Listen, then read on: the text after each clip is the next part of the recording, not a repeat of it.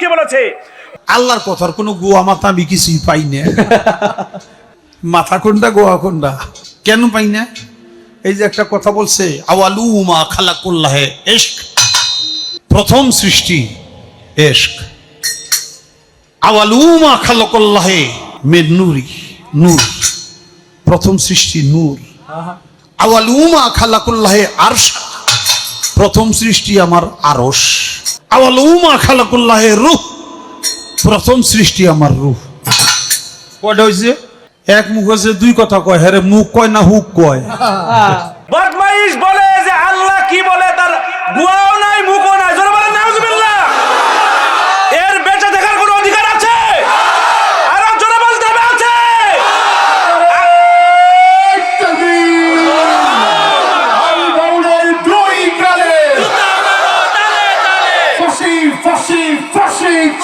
বাউলের ফাঁসি চাই। আবুল সরকারের ফাঁসি চাই, আবুল বাউলদের ফাঁসি চাই। এক এক অ্যাকশন,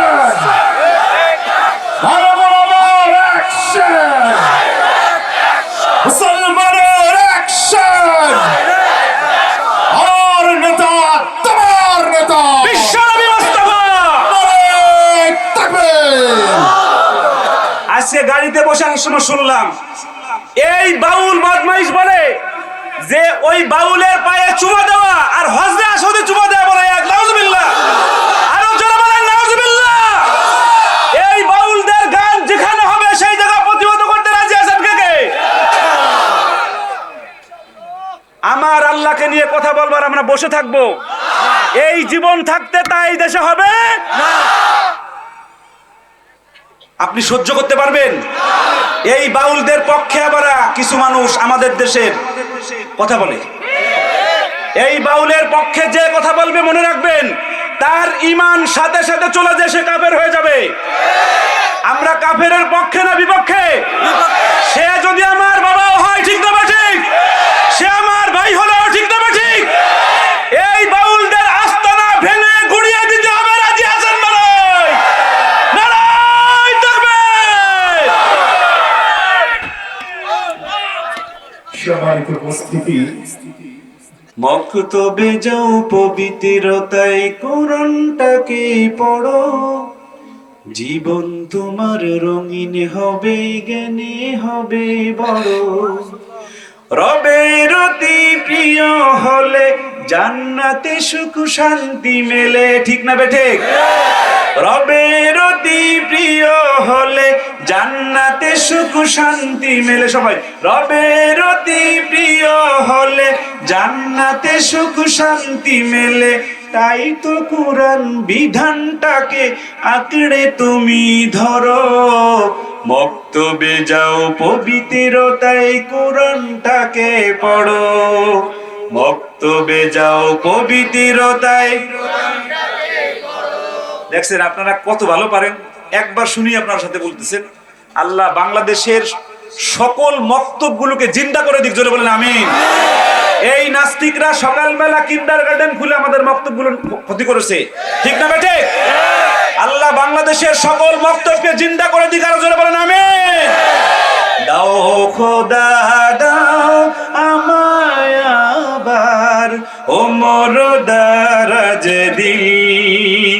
দাও খোদা দাও আমায় আবার ওমর দারাজ দিল।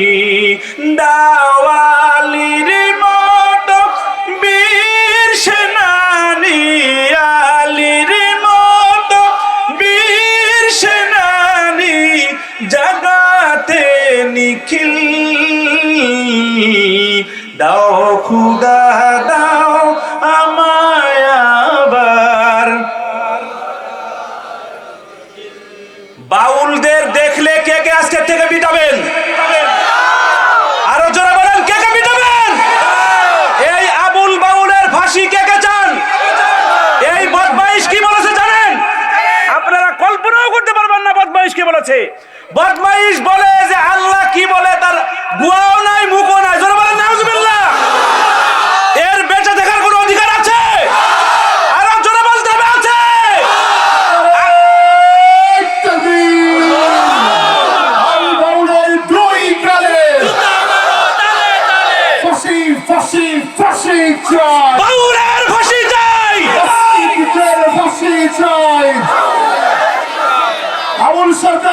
ফাঁসি চাই, আউল বাউলদের ফাঁসি চাই। এক এক অ্যাকশন, ভালো বরাবর অ্যাকশন, মুসলমানের অ্যাকশন। আমার নেতা তোমার নেতা, বিশ্বনবী মুস্তাফা। নারে তাকবীর। আজকে গাড়িতে বসে আসার সময় শুনলাম এই বাউল বদমাইশ বলে যে ওই বাউলের পায়ে চুমা দেওয়া আর হজরে আসদে চুমা দেওয়া বলে এক। নাউজুবিল্লাহ, আরো জোরে বলেন নাউজুবিল্লাহ। এই বাউলদের গান যেখানে হবে সেই জায়গা প্রতিহত করতে রাজি আছেন কে কে? আমার আল্লাহকে নিয়ে কথা বলবার আমরা বসে থাকবো? এই জীবন থাকতে তাই দেশে হবে না। আপনি সহ্য করতে পারবেন?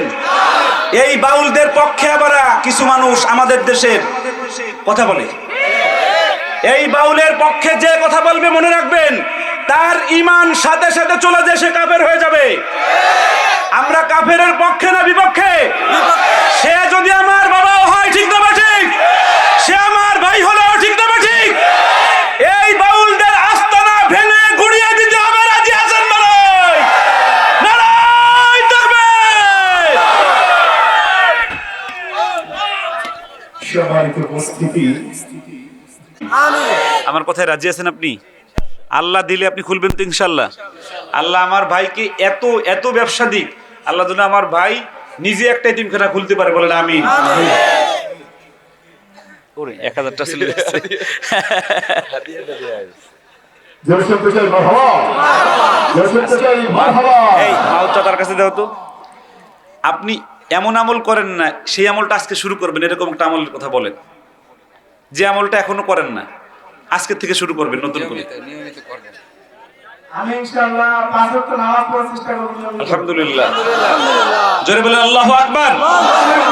ইন্নাস সালাতা তানহা আনিল ফাহশাই ওয়াল মুনকার। আল্লাহ রাব্বুল আলামিন বলেন নিশ্চয়ই নামাজ সকল পাপাচার থেকে বান্দাকে বিরত রাখে। আল্লাহু আকবার। আমার ভাই এমন এক ইবাদতের কথা বলছে যে ইবাদত করলে সব হয়ে যাবে ইনশাআল্লাহ। আল্লাহ আমার ভাইকে 5 ওয়াক্ত নামাজি বানায় দি, বলেন আমিন। তার মতো কে কে 5 ওয়াক্ত নামাজ পড়তে চান ইনশাআল্লাহ? আল্লাহুম্মা আমিন। জোরে বলেন আল্লাহুম্মা আমিন। বসেন প্লিজ। এইবার তাহলে ঝুললে এরকম ঝুললে বলেন, ভালোবাসার জায়গা মদিনা, ভালোবাসার জায়গা মদিনা। যতই দুরুদ পড়ি তৃপ্তি মিটে না, যতই দুরুদ পড়ি তৃপ্তি মিটে না। সুন্নতে শান্তি থাকে না, ভালো লাগার জায়গা মদিনা, ভালোবাসার জায়গা মদিনা, ভালো লাগার জায়গা মদিনা। একদিন কবরে যাব, কেউ তো যাবে না। ঠিক না বেঠে? যুবক চিৎকার মেরে বলতে হবে, ঠিক না বেঠে? আড়াই দাঁড়াই করে কোনো লাভ নাই, নেতার পিছনে দৌড়াই জীবন দিয়ে কোনো লাভ নাই। ঠিক না বেঠিক? দৌড়ালে মামুন লোকের পিছনে দৌড়াবেন, ঠিক না বেঠিক? দৌড়ালে চরমনার পীর সাহেবের পিছনে দৌড়াবেন, ঠিক না বেঠিক? যার পিছনে দৌড়াই মরলে সাথে সাথে বিনা হিসেবে জান্নাত পাওয়া যাবে। একদিন কবরে যাব, কেউ তো যাবে না, যাবে আমার শাহে মদিনা, ভালো লাগার জায়গা মদিনা, ভালো